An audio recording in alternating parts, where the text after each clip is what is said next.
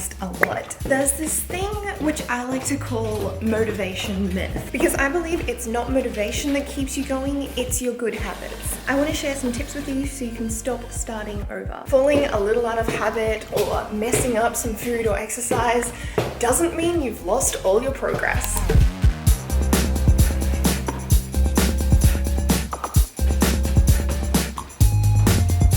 If you're constantly stopping and starting, this usually means that your actions don't align with your beliefs or your wants, or you don't want something bad enough. For me, I like to think of the longevity aspect. How am I going to feel mentally and physically when I'm 40, when I'm 50? And I also want to live in a way that makes my PCOS feel like it has just disappeared. I've had my share of injuries, sickness, personal and work-related problems, and I've still always found a way to keep it going. So in this video, I'm going to share my techniques with you for how I stay motivated. First off, I'm going to need you to dig deep and figure out your why. Wanting to look like someone you saw on Instagram just isn't enough, unfortunately. So if we're to take away the body, physical changes that come with eating well and training, what do you have left? What is sitting there for you, driving you, pushing you each day to actually go and try harder and do better? So whip out a pen and paper and write that down for yourself. Now, a saying that I heard a few years ago is be plus do equals have. I love this because it really reminded me that we need to focus on what we're being and what we're doing, not on what we want to have. I so frequently see people jump into fitness and training, this sort of lifestyle. They jump into it just expecting an outcome, whether it's, something physical like wanting to look a certain way or wanting a set of abs, or, whether it's wanting to compete in a marathon. Whatever it is, they're focusing a lot on what they want their body to be able to do or look like. So instead of just focusing on what you want to have, it's time to also start paying attention to the being and the doing. So what's your goal, and what is a person who has already achieved that goal been doing every single day or most days in order to achieve that goal? For example, if you wanted to run a marathon, let's look at someone who runs multiple marathons every year. What are they doing on a daily basis? I think this sort of thing will help you a lot if you have someone to base experiences off. So if you can find someone, whether that's in real life or online, who has already achieved what you want to achieve, perhaps you can look at some of the little steps that they took to get there. I'm not saying to mirror exactly, because what works for one person definitely might not work for another, but look at the little daily behaviors. Focus on the be and focus on the do, and the have will just naturally come along with those. Plant and grow good habits for yourself. At the start of this video, you might remember that I mentioned motivation comes in short bursts and you need to rely on habits. If you fall short on training, maybe you need a training program. If you fall short when it comes to nutrition, maybe you need to track what you're doing. At the moment, while I'm in a deficit, I have been tracking absolutely everything that I'm doing, not just writing down the foods, but actually logging them all into LifeSum. And every year I do resubscribe for a premium membership of LifeSum, because you can customize and get more into your macros and the foods. I wish I had my discount code when I paid for these, but you know what? I have one for you guys. So it's Rachel30 if you want to use it, and you can go in, log all your food, and make sure that you are creating those good behaviors. It's not like it's something that you have to do every single day, but if you do it every single day when you're first starting, or when you feel like you've lost your way a little bit, it's going to be brilliant at getting you back on track and making sure that those good habits are there. I can't remember every calorie and macro when it comes to writing it down in my train journal, so this app is a lifesaver for me. I recommend you give it a go, so the link will be in the description box if you want to try it out.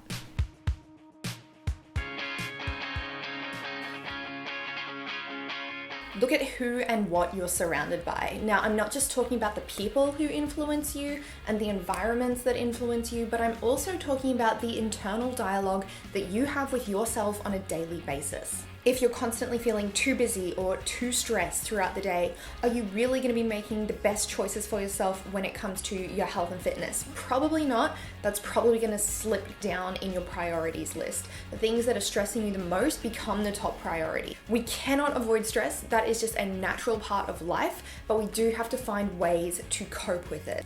Ways that don't involve skipping your workouts for 3 weeks because you just don't feel like it. I'm not motivated every day. I train most days aside from rest days. Not every workout is fantastic. Not every workout I actually want to go to, but I always get there. But for me, it's just become the behavior that I have. Like I wake up, I do my morning stuff, and then I go to the gym. That's just a regular part of my routine. Or maybe you sabotage yourself with food. Emotional eating is a really big one, and it's a lot trickier to conquer. Something that I am planning on doing, which will start in August on my channel, so keep an eye out for it. I'm putting together a mindset and motivation series. Look at what is around you. Now, I'm not saying you have to cut people out of your life, and I know it can be very difficult if you're living with people who aren't on that same kind of lifestyle improvement vibe as you, but we've got to deal with what we're given. And it's about making the best out of the situations that we are in at any given time. How do you choose the best choice for yourself each time you're given an opportunity to choose? I think a really important thing is to have at least one person or multiple people around you who support you. If it's not family, maybe it's a friend. If it's not a friend, maybe it's an acquaintance. And if it's not an acquaintance, maybe it's like a private Facebook group or, some kind of Instagram support system. You need to have something in place for yourself where if you're feeling a little bit off or something's getting in your way, you can chat to these people. Feeling alone and unsupported will make you vulnerable. And it's also time to stop the negative self-talk. It's so, I feel so cliche and lame when I talk about this stuff, but it is actually so imperative that you are kind to yourself. Now you're going to need a clear vision of what you want to achieve. So yes, you've probably already got a goal in mind. Goals are important, but so are timelines. So I like to break goals up into different chunks of time. So I'd have a big 6-month goal and then smaller ones. For example, over the next 8 weeks, I want to XYZ. And the way that I'm going to do that is, and this makes it really, really easy for you to follow a blueprint.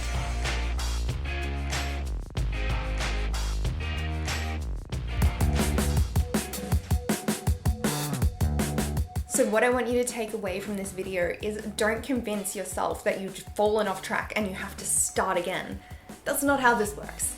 It's a lifestyle. Everyone has bad days, weeks, or months. You haven't fallen off track, you've just gone a little bit astray. Even if you've only been able to have one day where you've made good food choices all day, that means you can do it.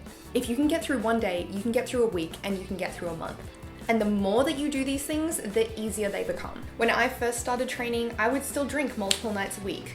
And now I hardly ever touch alcohol at all, ever. When I first started my weight training, I was doing 1 weight training session a week. And now I do about 6. With these things, you can't just jump from nothing to the extreme. You'll work your way there. And as you work your way there, it gets easier. Now, people say it takes 21 days to make a habit, but I don't believe that's true. I believe it is about 3 months. You don't need a start date. You don't need a Monday. You don't need a new month. You don't need a new year. If you actually want to change something, you can change it right now. Now, I also believe that food will have a much greater effect on your journey than exercise. Food can affect your sleep, your mood, your gym performance, and your overall results. So my challenge to you from this video is to make one small change when it comes to your dietary habits. And an easy way to monitor this change and make sure it's actually happening is by following your own progress and checking what you're doing. If you don't already have a really sound way to monitor that, click the link in the description box. You can get a free download of LifeSum, and I've got a 30% off code for you as well, which is Rachel30 if you do want to apply a premium profile. I'm currently on a calorie deficit for the first time in 3 years, so I've been using the app every day. So remember, motivation doesn't really exist. It's all about the habits that you're putting in place for yourself. Recognize your why. Be plus do equals have. Plant and grow good habits for yourself. Look at who and what you're surrounded by and how you speak to yourself. And finally, have a clear vision of what it is that you want to achieve. When it comes to your fitness and your health and just keeping on track, I believe that you can achieve whatever it is that you want to. So now it's time that you believe in yourself. I'll catch you in my next upload. Bye.